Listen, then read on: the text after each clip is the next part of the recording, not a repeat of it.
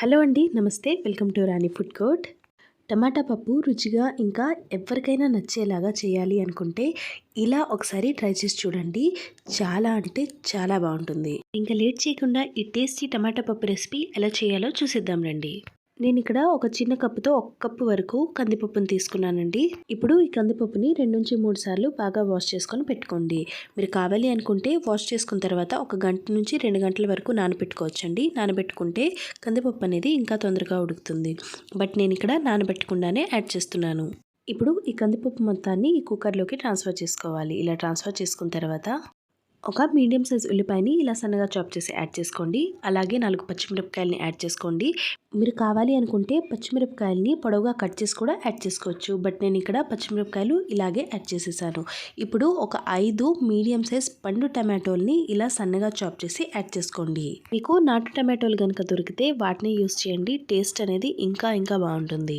ఇప్పుడు ఈ టమాటో ముక్కల్ని కూడా యాడ్ చేసిన తర్వాత దీనిలో ఏ కప్పుతో అయితే మనం పప్పు అయితే కొలుచుకున్నామో అదే కప్పుతో 3 కప్పుల వరకు వాటర్ని యాడ్ చేసుకోండి. అలాగే 1/2 చెంచా వరకు పసుపును కూడా యాడ్ చేసుకోండి.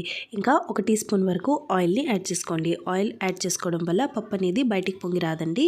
ఇప్పుడు కుక్కర్ మూత పెట్టుకొని ఇప్పుడు ఈ కుక్కర్ని గ్యాస్ పైన పెట్టి మంటని మీడియం ఫ్లేమ్కి అడ్జస్ట్ చేసుకొని ఒక 4 విజిల్స్కి కుక్ చేసుకోండి. ఇక్కడ కుక్కర్ 4 విజిల్ అయ్యే లోపల నేను ఇక్కడ జీలకర్ర ఇంకా వెల్లుల్లిపాయలు దంచి పెట్టుకుంటున్నానండి. నేను ఇక్కడ రోల్లో 1 టీ స్పూన్ వరకు జీలకర్ర ఇంకా 4-5 వెల్లుల్లిపాయలు తీసుకున్నాను. మీరు ఇవి ఇలా దంచడం బదులుగా మిక్సీలో కూడా వేసి కచ్చాపచ్చాగా మిక్సీ చేయొచ్చు. బట్ ఇలా కోర్స్గా దంచి వేసుకుంటే టేస్ట్ అనేది చాలా అంటే చాలా బాగుంటుంది. ఇలా ఒకసారి ట్రై చేసి చూడండి. ఇలా దంచుకున్న తర్వాత ఒక పక్కకు తీసి ప్లేట్లో పెట్టుకోండి. నాకు ఈ పాటికి కుక్కర్ మీడియం ఫ్లేమ్లో 4 విజిల్లు వచ్చాయండి. ఇప్పుడు గ్యాస్ ఆఫ్ చేసుకొని ప్రెషర్ అంతా ఆటోమేటిక్గా రిలీజ్ అవ్వనివ్వాలి. ప్రెషర్ అంతా ఆటోమేటిక్గా రిలీజ్ అయిన తర్వాత నేను ఇక్కడ కుక్కర్ లిడ్ ఓపెన్ చేసి చూపిస్తున్నాను. చూడండి, నాకు ఇక్కడ పప్పు ఇంకా టమాటాలు అనేవి పర్ఫెక్ట్గా ఉడికాయి. ఇప్పుడు ఒక పప్పు గుత్తి తీసుకొని ఇలా కొంచెం మ్యాష్ చేసుకోండి. మరి ఎక్కువ ఫైన్గా పేస్ట్ అయ్యేలా చేయకూడదండి. జస్ట్ కొంచెం మ్యాష్ చేసుకుంటే సరిపోతుంది. చూడండి, ఇక్కడ చూపించిన కన్సిస్టెన్సీకి చేసుకుంటే సరిపోతుంది. ఇప్పుడు ఈ పప్పుని ఒక పక్కన పెట్టుకొని గ్యాస్ పైన మరొక గిన్నె పెట్టుకోండి. ఇలా పెట్టుకున్న తర్వాత దీనిలో ఒక 2 టీ స్పూన్ల వరకు ఆయిల్ని యాడ్ చేసుకోండి. ఆయిల్ బాగా వేడైన తర్వాత దీనిలో 1 టీ స్పూన్ వరకు ఆవాలు, ఒక 1/2 టీ స్పూన్ వరకు జీలకర్రను వేసి వేయించుకోండి. ఈ రెండు బాగా వేగిన తర్వాత 4-5 వెల్లుల్లి రెమ్మలు ఇలా తొక్కలతో సహా దంచుకొని యాడ్ చేసుకోండి. అలాగే ఒక 4-5 ఎండుమిరపకాయలని కూడా యాడ్ చేసుకోండి. ఇప్పుడు వీటన్నిటిని మీడియం ఫ్లేమ్లో పెట్టుకొని 1 నిమిషం పాటు ఫ్రై అవ్వనివ్వండి.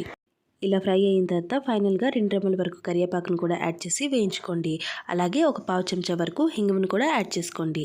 ఇప్పుడు ఇవన్నీ బాగా వేగిన తర్వాత మనం ఉడికించి పెట్టుకున్న పప్పుని ఈ స్టేజ్లో యాడ్ చేసుకోండి. ఇలా పప్పును కూడా యాడ్ చేసుకున్న తర్వాత మనకు కన్సిస్టెన్సీ అనేది కొంచెం థిక్గా ఉంది కదండి, అది అడ్జస్ట్ చేయడానికి ఇక్కడ వాటర్ యాడ్ చేసుకోండి. నేను ఇక్కడ 1 కప్పు వరకు వేడి నీళ్ళు యాడ్ చేస్తున్నానండి. మీకు పప్పు అనేది మరీ పలుచగా కావాలి అనుకుంటే మరొక 1/2 కప్పు వరకు యాడ్ చేసుకోండి. అలాగే మనం దంచి పెట్టుకున్న జీలకర్ర వెల్లుల్లిని కూడా ఈ స్టేజ్లో యాడ్ చేసుకోవాలి. అలాగే మనం ఉప్పు కూడా ఎక్కడ యూజ్ చేయలేదు కదండి, అందుకే ఈ స్టేజ్లో రుచికి తగినంత ఉప్పుని కూడా యాడ్ చేసుకోవాలి. ఉప్పు వేసుకున్న తర్వాత 1 టీ స్పూన్ వరకు కారంని కూడా యాడ్ చేసుకోండి. కారం అనేది దీనిలో ఆప్షనల్ అండి, మీకు ఇష్టం లేకపోతే స్కిప్ చేయొచ్చు. అలాగే మీరు కావాలి అనుకుంటే 1 టీ స్పూన్ వరకు గరం మసాలాని కూడా యాడ్ చేసుకోవచ్చు. బట్ నేను ఇక్కడ యాడ్ చేయట్లేదు. ఇంకా మీకు టమాటాల పులుపు అనేది సరిపోకపోతే ఈ స్టేజ్లో ఒక 4-5 టేబుల్ స్పూన్ల వరకు చింతపండు రసాన్ని కూడా యాడ్ చేసుకోవచ్చు. నాకు ఇక్కడ టమాటాలు అనేవి చాలా పుల్లగా ఉన్నాయి కాబట్టి చింతపండు రసం అనేది అవసరం లేదు. ఇప్పుడు ఇవన్నీ యాడ్ చేసుకున్న తర్వాత పప్పుని ఒకసారి బాగా కలుపుకొని మూత పెట్టి ఒక 4-5 నిమిషాలు మీడియం ఫ్లేమ్లో కుక్ చేసుకోండి. ఒక 4-5 నిమిషాల తర్వాత నేను ఇక్కడ మూత తీసి చూపిస్తున్నానండి. చూడండి, నాకు ఇక్కడ పప్పు కన్సిస్టెన్సీ అనేది పర్ఫెక్ట్గా ఉంది. మీరు మరీ దగ్గరగా కావాలి అనుకుంటే మరొక 5 నిమిషాల వరకు ఉడికించుకోవచ్చు. ఏదైనా వంట చేయడానికి ఎన్నో పద్ధతులు ఉంటాయండి, కానీ ఈ పద్ధతితో ఈ టమాటా పప్పు ఒకసారి ట్రై చేసి చూడండి.